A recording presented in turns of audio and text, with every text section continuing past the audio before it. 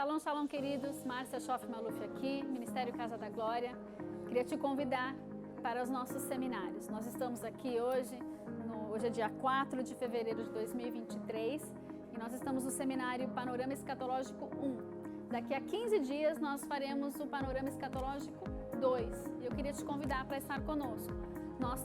Estamos em São Paulo e temos o seminário presencial. Se você quiser participar conosco aqui em São Paulo, na Zona Sul, você pode fazer a sua inscrição, que vai estar em algum lugar aqui, ou a gente sempre tem um formulário para deixar liberado para vocês.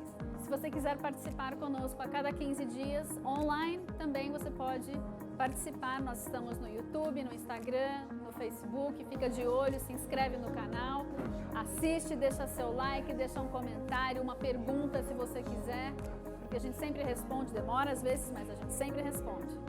Vamos então conosco? Deus te abençoe. Até o próximo seminário. Shalom, shalom. Meu nome é Márcia Schoff Maluf. O nosso seminário de hoje é o Panorama Escatológico 1. Esse é o nosso ministério. Se você não me conhece, todas as minhas mídias têm o meu nome, Márcia Schoff Maluf, só porque é mais fácil de achar. Então, inscreva-se, me encontre aí, me siga no Instagram, no Facebook. Nós temos vídeos subindo todas as semanas, às vezes todo dia, às vezes toda semana, para que nós possamos estar prontos, uma igreja preparada para a vinda do nosso amado. Amém? Esses são os nossos seminários. Hoje nós estamos no Panorama Escatológico. E vou fazer rápida essa introdução, porque nós temos muitos assuntos para abordar e muitos assuntos densos e importantes.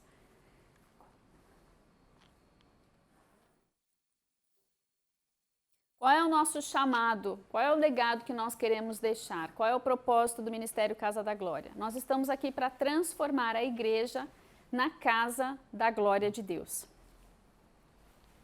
Nós estamos aqui para preparar a igreja para a segunda vinda de Cristo. E isso implica em quê? Em capacitar o cristão a viver a plenitude de Cristo até a sua vinda, promover o conhecimento e revelação da palavra, providenciar as ferramentas necessárias para que nós possamos de fato interpretar a palavra de forma adequada. Isso não quer dizer que você vai seguir uma linha de interpretação, simplesmente quer dizer que você tem ferramentas para poder fazer a sua interpretação, seu estudo indutivo.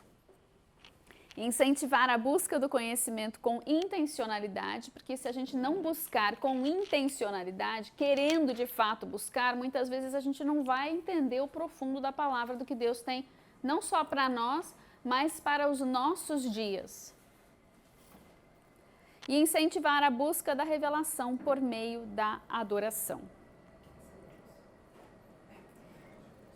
Tenho aqui alguns slides de considerações preliminares. Vocês estão precisando de luz, é isso? Fiquem à vontade, podem acender as luzes, consultem a produção para ver se... Sai apertando o botão aí. Eu tentei tirar. Hoje de manhã eu passei 15 minutos só tentando tirar depois que eu pus. Melhorou? Oi. Considerações preliminares, vamos lá.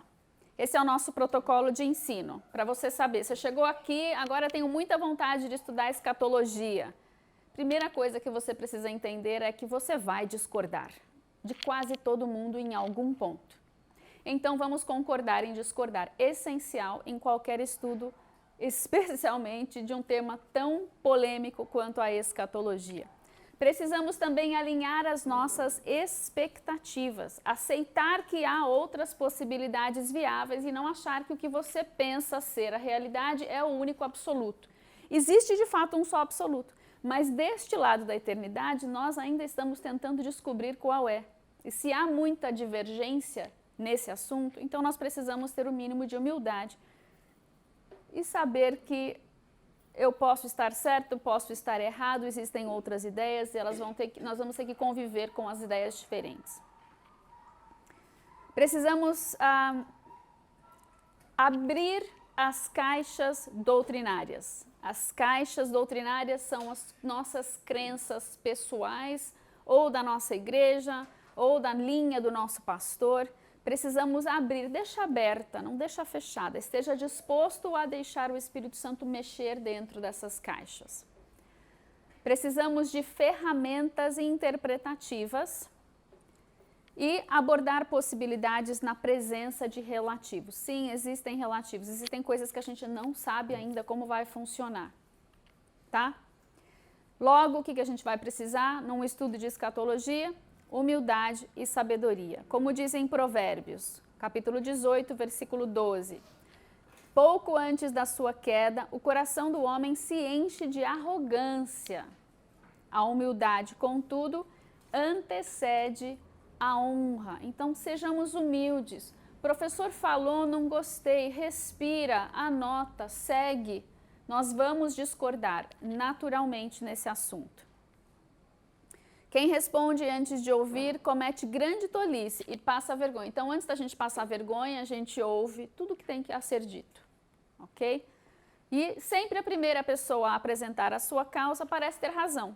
Então, pode ser que eu tenha razão, pode ser que eu não tenha razão, eu sou a pessoa apresentando a causa aqui hoje, mas depois você pode, no nosso momento de perguntas e respostas, nós podemos conversar, durante o almoço nós vamos conversar e não vamos lutar por quem está certo, vamos apenas colocar na mesa todos os fatos, os versículos, os textos, para que sejam analisados. A intenção é que nós sejamos edificados e não brigados, não divididos. Logo, não é necessário ou imprescindível, tampouco denota fraqueza espiritual, vencer um argumento ou um embate teológico, tá? Não tem necessidade de estar certo, de ganhar o argumento. Fatos à mesa, vamos deixar os eventos acontecerem e aí nós veremos. E não é uma questão de ensinar para se estar certo, de aprender para se descobrir um buraco na teologia do outro. Não, é para que nós nos preparemos. O conhecimento é para que nós conheçamos a Deus, tenhamos um relacionamento eficaz com Deus e nos preparemos para a sua vinda. É para isso que a gente está estudando. São muitas as possibilidades e interpretações e ninguém deve pensar que sabe todas as coisas ou que a sua teologia ou doutrina é perfeita. Logo, de novo, digo, vamos concordar em discordar. Nós precisamos concordar, nos permitirmos concordar nos absolutos e discordar nos relativos. O que é um relativo? Algo que é contestável, algo que é questionável. Não sei muito bem se é desse jeito A ou se é desse jeito B. Mas a gente vai falar um pouco mais disso adiante. Precisamos ser críticos em nossos próprios pensamentos. Quando a gente assiste ou estuda um tema que é difícil, um tema que é controverso, nós precisamos, quando ouvimos uma pregação, um estudo, uma palavra, até quando lemos um artigo, um comentário bíblico, nós precisamos exercitar a audição crítico-analítica. O que seria isso? Vamos entender o que é isso. Você pode usar isso na sua vida secular, no seu trabalho, na sua conversa e debates com os amigos, isso vai ser muito útil. Quais são os tipos de audição? Nós temos audição passiva e audição ativa ou passiva e a audição crítica ou analítica. O que entra nos nossos ouvidos pode entrar de forma ativa ou passiva. E o que nós fazemos com o conteúdo do que nós ouvimos, a nossa reação, ela pode ser crítica ou analítica. Vamos elaborar aqui o que é uma audição ativa ou passiva. Vamos dizer que você foi a um concerto de música, você foi a um recital. A música que você está ouvindo é o foco. Você está ali para ouvir aquela música. Aqui, eu espero que você esteja aqui para me ouvir. Logo, eu sou o foco da sua audição. Você está me ouvindo. Você vai num recital, você está ouvindo lá seu filho tocar piano. Preste atenção nele. Não leva o seu iPhone e coloca o seu celular e coloca no ouvido uma outra música. Por favor, certo? Agora, se você vai a um restaurante e tem uma música tocando, o foco de você estar no restaurante é a sua comida e a pessoa com quem você está. é o tempo de estar comendo. A música é só de fundo. Tudo bem? Ótimo. Repetindo, eu espero que a minha voz não seja música de fundo para você, que você esteja prestando atenção no que eu estou dizendo. E se você estiver, enquanto me ouve, pesquisando algo no seu celular, ouvindo ou lendo notícias ou conversando com alguém no meio da aula, você já não está exercendo a sua audição ativa, você já entrou na passiva. Agora, vamos lá o que é uma audição crítica e analítica. E essas definições, elas são todas extraídas de um workshop de áudio, para quem trabalha com música, com áudio, com mixagem, masterização, produção musical, essas coisas. É para um engenheiro, que é quem vai exercer a audição crítica, e o produtor, que vai exercer uma audição analítica. Quando você ouve, eu estou adaptando para nós aqui num assunto difícil, tá bom? Quando você ouve algo, normalmente a primeira coisa que a gente faz é a crítica. O engenheiro, ele está lá no som e ele está ouvindo, está muito agudo, está muito grave, tem chiado, tem barulho, e ele vai limpando ali para o ao vivo. O que ele vê? O que você vê num seminário de escatologia? A primeira coisa que você ouve e detecta são as discrepâncias, os problemas de tradução, de interpretação, os erros ou possíveis erros, e aí imediatamente a gente já julga que o negócio está ruim. O engenheiro, depois de terminou o evento, ele vai ouvir, ele vai fazer uma lista de tudo que ele acha que está ruim. Aí o produtor vem e fala, isso fica, isso vai, isso aumenta, isso diminui. Porque nem tudo que a crítica vê como ruim, a analítica detecta dessa maneira. Por exemplo, uma é emocional, quando você critica, você escutou um negócio que não foi legal e já espana. Ah, tá tudo errado, heresia. A analítica vai falar, peraí, mas eu já ouvi isso, o oposto na Bíblia. Então a pessoa falou A, está escrito no texto que ela leu, esse A é verde. Aí eu vou no outro texto, é B e é azul.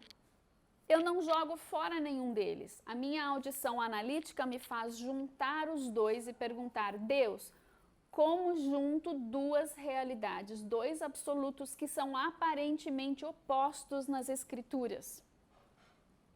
Então, a sua avaliação analítica, ela vai ser um pouco mais racional do que ela é emocional. Na audição crítica, você escuta um ruído e imediatamente pensa que é uma contradição teológica. Na audição crítico-analítica, você vai enxergar aquela discrepância, mas você vai falar, não, isso é parte do clima do momento, aquele arranhado lá da guitarra ficou legal, não ficou ruim, não vamos tirar. É uma harmonia teológica. E no estudo da escatologia, nós não podemos fugir desse entendimento, de que algumas coisas parecem contrárias, parecem opostas, parecem contraditórias, mas não são. Porque na palavra não tem erro. Jesus não errou quando disse para um profeta que é vermelho e para o outro que é amarelo. Os dois vão andar juntos, as duas revelações vão andar juntas. Então, enquanto você estiver aqui, não deixe o seu emocional te desestruturar. Em qualquer estudo de coisas difíceis ou aparentemente discrepantes, aquieta-te, alma. Respira. Ainda que nós não venhamos a concordar, ainda que nós não entendamos, está escrito que é X, não entendi onde encaixa essa pecinha, ela vai ficar na prateleira. Não distorce, não corta, não colore, ela tem que estar do jeitinho que está escrito, tá bom? Então, na audição crítico-analítica, ao discordar, não vamos remoer para não perder. Se você ficar remoendo, você perdeu os 5 minutos que vieram de explicação daquilo que parecia ser estranho para você. E aí você perdeu tempo roubado pelo espírito de Jezabel. Então não, nós não vamos deixar isso acontecer. Escutou uma coisa controversa? Anota rapidinho aí para você não esquecer e siga ouvindo o resto da sinfonia. E aqui tem a lição de casa para cada um de nós, de fato, que é interromper as conversas que estão dentro da nossa cabecinha. São as conversas mentais que nos atrapalham de ouvir o que vem. Você vai ter que pedir para o Espírito Santo, me mostra, me alerta para eu falar, opa, para tudo em nome de Jesus, eu rejeito essas conversas, já está anotado, eu vou continuar ouvindo para não perder nada. Ok? Vai ser a sua guerra espiritual, pessoal aí. Identifique a sua distração e volte ao foco. E qual é o foco? 2 Coríntios 4, de 5 a 6 diz assim, porque nós não pregamos a nós mesmos, mas a Cristo Jesus como Senhor. Não gostou do que você ouviu? Volta para Jesus. Volta o foco para Jesus, porque tudo na escatologia vai apontar para Ele. Todos os eventos apontam para a conclusão da era, o desfecho, a reta final para que venha o nosso amado. Ele é o foco de tudo.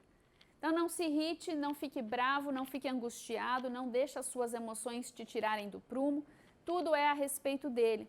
Porque o Deus que disse, das trevas resplandecerá a luz, Ele mesmo resplandeceu em nosso coração para a iluminação do conhecimento da glória de Deus que está na face de Jesus Cristo.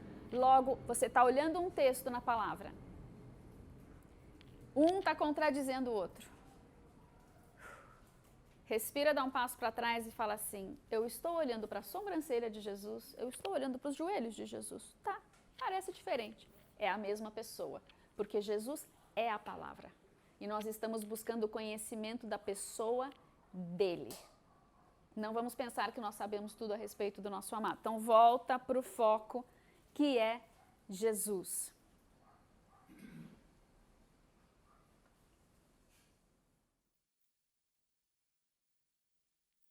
Reconhecer as distrações, voltar ao foco que é Jesus e a terceira chave para nós lidarmos com as conversas mentais, desmantelar as fortalezas doutrinárias. Muitas vezes nós ouvimos de um assunto a vida toda, numa igreja só ou em várias, e nós construímos um castelo que não está muito bem fundamentado. Ele se autocontradiz, mas a gente nunca percebeu. Isso se torna uma fortaleza doutrinária ou um dogma.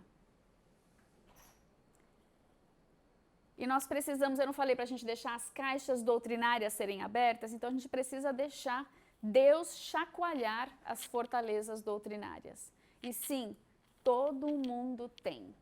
A gente nem sabe que tem, mas nós temos sim fortalezas doutrinárias. Nós crescemos expostos a diferentes doutrinas cristãs e diferentes costumes e tradições, e interpretações e visão de reino. Tem gente que acha que uma vez salvo, a vida toda sempre salvo. Tem gente que acha que as curas, sinais, milagres e maravilhas já não são para nós hoje, são para o passado. E aí o que ele fala para o cidadão que foi curado? Né? Tem gente que fala que línguas não são para hoje, provavelmente porque não falam em línguas. E aí o que ele faz com o cidadão que fala em línguas e ainda tem outro que interpreta? E outro que enxergou uma visão no meio da interpretação e no meio das línguas. Então nós temos doutrinas, nós temos caixas doutrinárias. O que são fortalezas doutrinárias? Doutrina. Vamos entender o que são doutrinas. São princípios ou ensinamentos bíblicos que fundamentam a fé cristã e norteiam a vida do cristão. Doutrina é um conceito bíblico. Existe doutrina no conceito antigo da Grécia Antiga, da filosofia grega, mas dentro das Escrituras são princípios ou ensinos bíblicos que nos dão o nosso norte, nos mostram como nós devemos viver. Quando Paulo fala da sã doutrina em 1 Timóteo 1:10, ele diz assim, ele está se referindo aos ensinos de Cristo. A sã doutrina é voltar lá no que Jesus falou. E eles são fundamentados na lei de Moisés, nos profetas, ou seja, em toda a palavra de Deus, que é Jesus. Esses são exemplos de áreas de doutrinas. O que nós pensamos a respeito da morte? O que a igreja, ou a igreja metodista, presbiteriana, batista, a pentecostal, a Assembleia de Deus, todas as denominações aí, se você procurar lá Na internet você vai descobrir qual é a doutrina da igreja, é só procurar. Na página de cada igreja tem lá o que cremos. E aí você vai saber o que cremos a respeito de Deus. Ele é trino? O que cremos a respeito do pecado? Todo mundo já nasce com ele, não nasce com ele? Como é que funciona isso? O que cremos a respeito da ressurreição, do novo nascimento, da eleição, do pecado? Tudo isso, pecado é tão importante que tem 2 vezes na minha lista. Acabei de ver. Por exemplo, batismo, o que nós cremos a respeito do batismo? É por aspersão? Tem igrejas que fazem batismo por aspersão. Tem igrejas que falam que de jeito nenhum, tem de ser por imersão. E tem gente que vai falar, se você não for batizado, você não vai para o céu, você não é salvo. E aí você vira para o ladrão na cruz e você pergunta para ele se ele foi salvo ou não. Né? Então nós precisamos, a ceia, por exemplo, a ceia, ela é só para fazer na igreja uma vez por mês, por ano, quando o líder faz. Você pode fazer em casa, não pode fazer em casa, pode fazer com vinho, não pode fazer vinho, pode beber vinho? Isso tudo é doutrina. E isso tudo vai colorir o nosso estudo e a nossa interpretação da escatologia. Tudo. Acredite se quiser, tudo. Por favor, dá uma pausa aí. Licença, gente. Eu fiquei mesmo. Eu pus, falei, nem gostei, vai atrapalhar. E não consegui tirar mais. Ai, obrigada. Pode, obrigada. E dogmas, o que são dogmas? Dogmas são regras, princípios ou ordenanças extrabíblicas, instituídas por autoridades eclesiásticas e tratados como sendo bíblicos, tornando-os incontestáveis absolutos da fé cristã. Por exemplo, chega uma autoridade eclesiástica e diz que agora você vai ter que rezar ou orar de uma certa maneira. E ele diz que se você não fizer assim, você não é salvo. Isso é um dogma, algo que alguém decidiu acrescentar às escrituras e que muitas vezes viola princípios das próprias escrituras. Muitas das bulas papais fazem isso. Vem da autoridade do Papa, ele diz que é, logo é. Isso é um dogma, algo que foi instituído por pessoas e não por Deus. Alguns são bons, outros são péssimos. São cercas de proteção ao redor de leis, por exemplo. Por exemplo,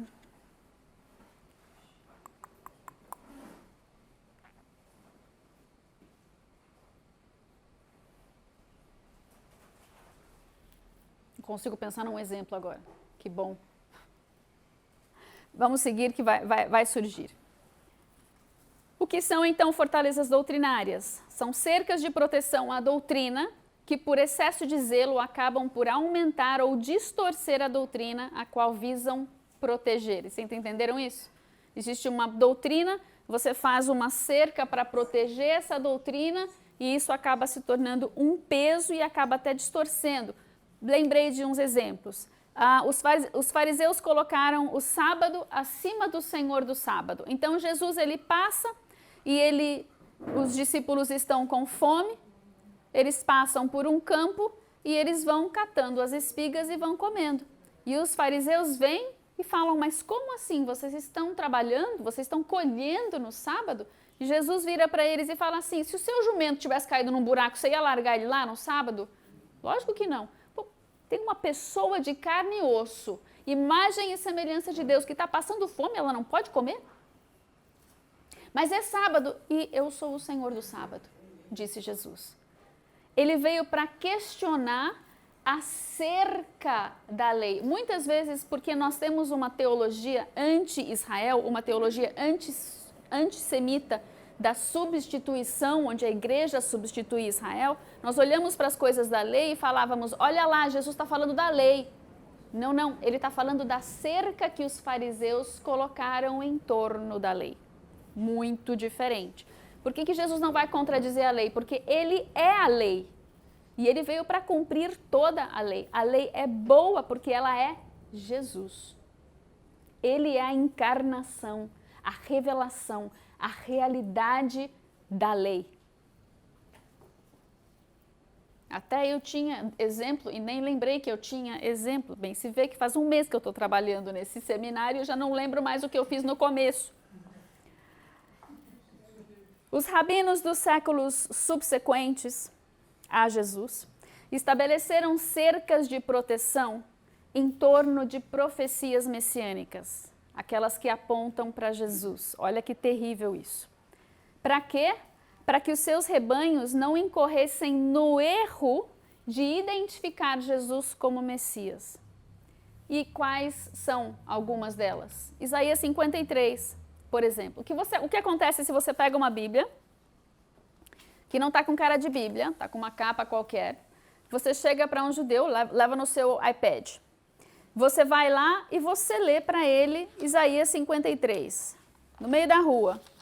E você faz uma enquete, a gente quer saber se as pessoas sabem de quem se trata. Aí você começa a ler lá.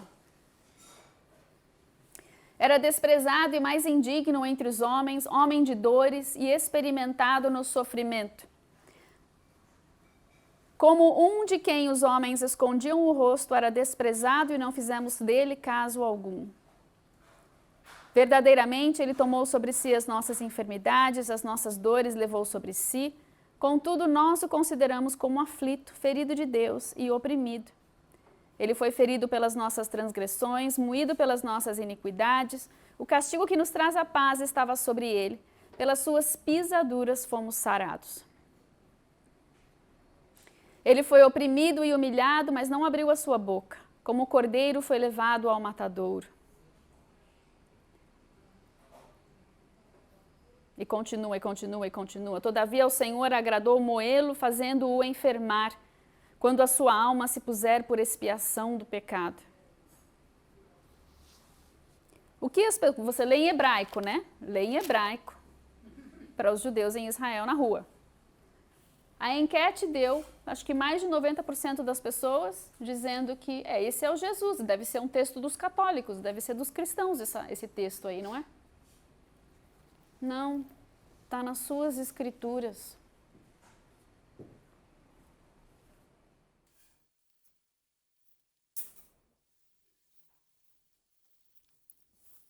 Mas por que eles não sabem disso? Porque os rabinos colocaram uma cerca de proteção em torno do texto para que ninguém lesse esse texto. Então ele não entra na leitura anual da Paraxá. Eles estão protegendo o povo, mas o que eles estão fazendo de fato é privando o povo de chegar ao seu Salvador, ao seu Messias. Cercas de proteção doutrinária, dogma, nós não precisamos delas. Nós precisamos de sã doutrina. Mas o que é isso? Nós vamos ter que estudar a palavra. Nós vamos ter que aprender a questionar as coisas que nós ouvimos de púlpito muitas vezes. Vocês vão ter que aprender a questionar o que vocês estão aprendendo aqui. Mas o slide está tão bonito, faz tanto sentido, não importa. Questione, precisa questionar com a palavra. Para que nós assim possamos chegar à verdade dos eventos, dos acontecimentos, mas em tudo, lembrando, o foco é Jesus. O que elas fazem, então, resumindo? Aumentam ou distorcem a doutrina bíblica, causam um impedimento para o pleno conhecimento de Cristo e perpetuam erros conceituais de interpretação. No caso do povo do primeiro século, também os judeus, sob a tutela do rabinato babilônico, a cerca ou os muros da fortaleza mantêm o rebanho longe de Cristo, aprisionado nas trevas, sem acesso à salvação. Mas e na escatologia? Qual é o resultado? Qual é a consequência? Não é diferente. Há inconsistências interpretativas perpetuadas por erros conceituais gerados por uma visão de reino errônea, que são perpetuados por medo ou vergonha de romper com as doutrinas de homens, herdadas de seminários, que são mais cemitérios muitas vezes, né? Vai saber, corrompidos ou líderes paternais. Então, essas são coisas que nos tiram do foco. As nossas linhas de interpretação do Apocalipse, que a gente herdou de alguém, e todas as linhas de interpretação atuais que tem nome, que a gente já mencionou, né?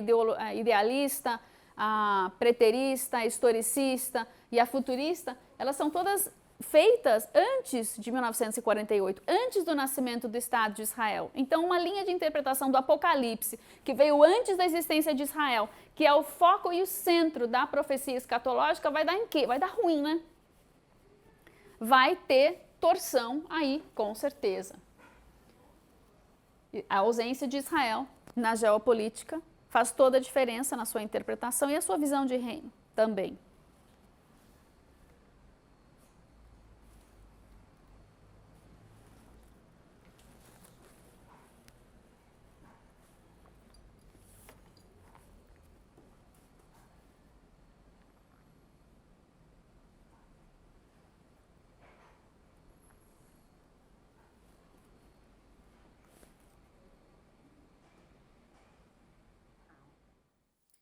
Essas visões distorcidas de reino ou de cosmovisão vão especialmente macular nossa interpretação dos eventos do arrebatamento, um destino, é só um exemplo, tá?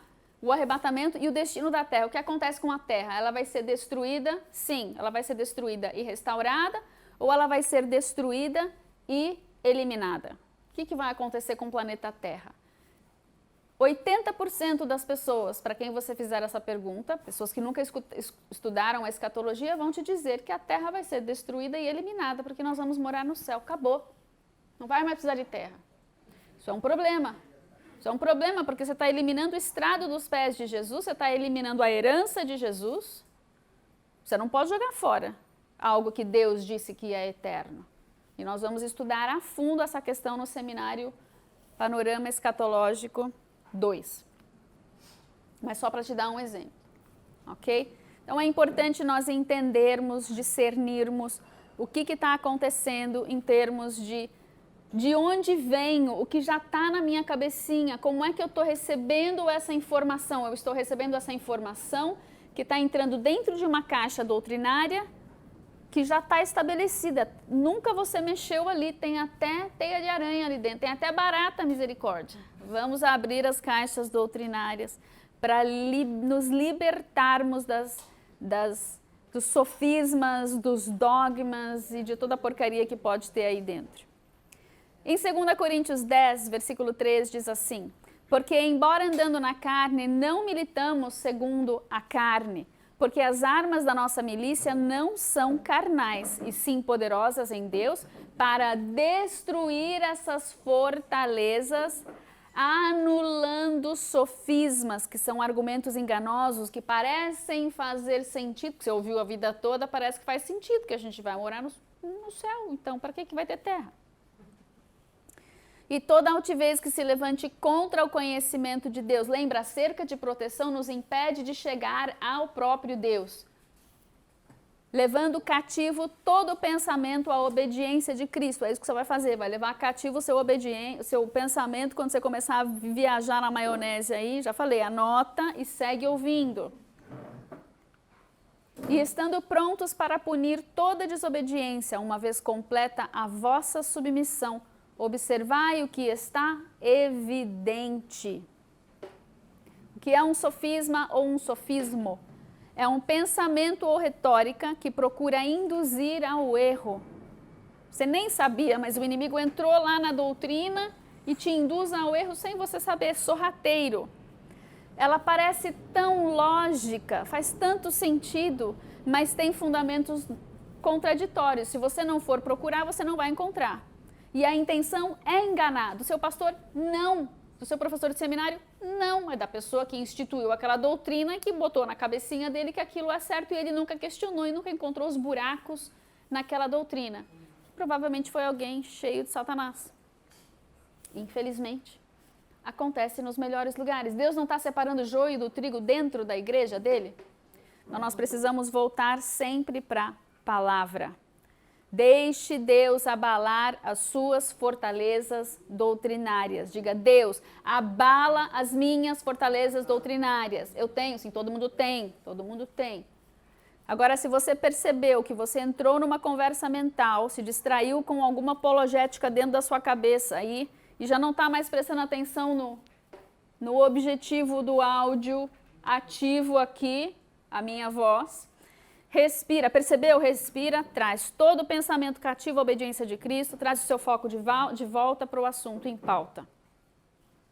Vamos orar e pedir para o Espírito Santo fazer. Espírito Santo, mostra-me, alerta-me das conversas mentais, em nome de Jesus. Amém. Amém? Simples assim. Espírito Santo, me mostra. Precisamos confiar em Deus e deixar que eles abale essas estruturas se for necessário. Vamos orar de novo. Espírito Santo, eu te dou permissão para abalar quaisquer fortalezas e para anular quaisquer sofismas, bem como toda altivez que se levante contra o conhecimento de Deus. Eu levo agora todo pensamento à obediência de Cristo, em nome de Jesus. Amém. Amém.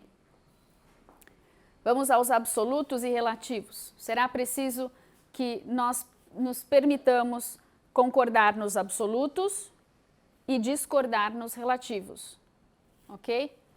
Eu tenho certeza que tudo que você ouve na internet, de púlpitos, de seminários, de comentários bíblicos, eu tenho certeza que você não concorda com tudo. Você escolhe relevar. Tem coisa que não vai levar a nada você debater aquilo, certo? Mas nós precisamos ter essa disponibilidade, porque tem gente que não consegue parar numa casa, não consegue parar numa igreja, numa congregação, porque cada vez que ouve uma coisa que está fora do prumo, na visão dela, ela vai discutir com o pastor não vai mudar de ideia muitas vezes e ela vai embora porque o pastor está em rebeldia com a palavra de Deus. Meus queridos, assim você nunca vai ter irmãos na vida. Nós não só vamos saber o que de fato está perfeitamente correto quando Jesus vier nos dar uma aula. Então nós precisamos exercer amor, paciência, humildade, humildade, humildade, humildade.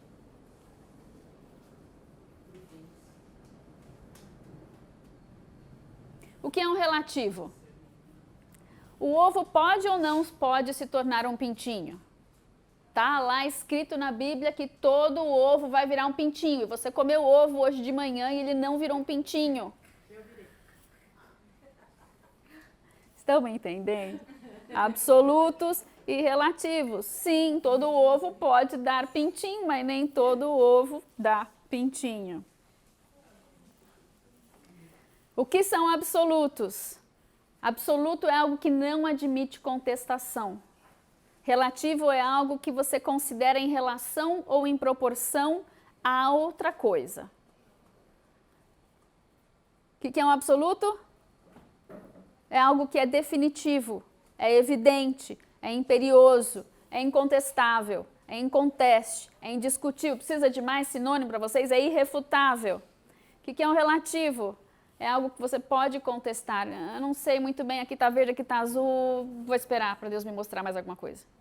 É discutível, é questionável, é impugnável, controverso, problemático, incerto, controvertido, duvidoso. O que é um absoluto na palavra? A salvação somente em Cristo Jesus, ponto final. Absoluto. Se você não crê nisso, você não é cristão, ponto. Todas as doutrinas cristãs que estão com a Bíblia na sua frente não podem fugir deste absoluto. O que é um relativo? Na minha opinião, as duas testemunhas de Apocalipse 11 são... A gente vai saber quem são quando elas chegarem. Mas no momento, ele sabe sempre qual é a verdade absoluta. Eu estou no relativo ainda, não cheguei nesse nível. Vamos debater esse assunto? Vamos. Vamos trazer para a mesa os textos e as ideias? Vamos. Minha salvação depende disso? Não. É um absoluto para Jesus que sabe qual é a resposta. Nós vamos ver as duas testemunhas se estivermos vivos aqui, e aí nós vamos dizer, você estava errado. Não, a gente vai dizer nada disso, porque a gente vai estar com foco em outra coisa. Qual que é o nosso foco? Não é quem está certo, quem está errado. É Jesus ser glorificado na minha vida, ser glorificado nessa nação, ser glorificado. Vem, Maranata, vem, Senhor Jesus. Esse é o nosso foco. Então nós vamos o quê?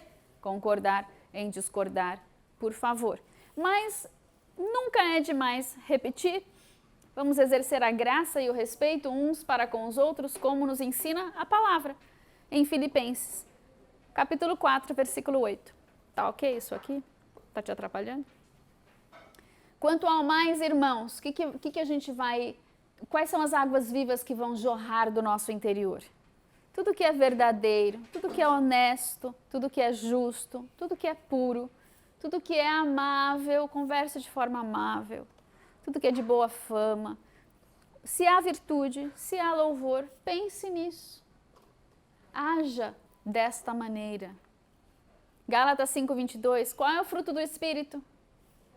Amor, alegria, paz, longanimidade, benignidade, bondade, fé, mansidão, domínio próprio, prumo. Mas por que você está falando disso e não está falando de escatologia? Porque no estudo de escatologia eu nunca vi tanta gente sair do prumo na minha vida. E nós vamos ser diferentes. Nós vamos aprender a andar no prumo, porque enquanto a gente está estudando as coisas dos últimos dias, tem vidas que precisam ser salvas e elas estão olhando para nós. Estão olhando para o nosso comportamento e o que está fluindo de nós. Se nós, igreja, somos o cotovelo que quer andar sozinho e o joelho que está chutando a mão, que está grudada no cotovelo e o corpo está parecendo um alien. O corpo de Cristo precisa entrar nos tempos.